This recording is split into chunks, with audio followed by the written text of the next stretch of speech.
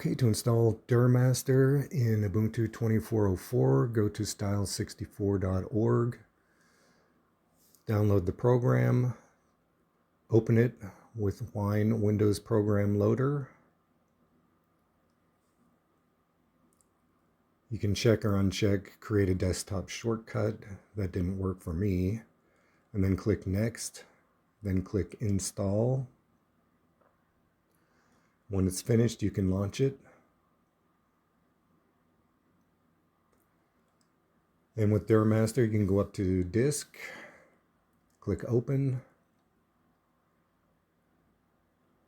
find your D64, double click it, and you can open up multiple disks.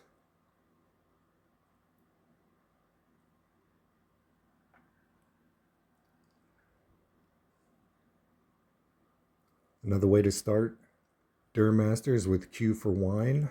Open it up, double click Explorer, go to My Computer, C,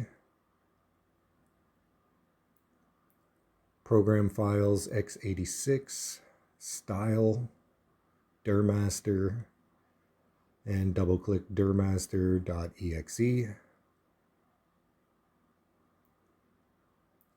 And that's all there is to it.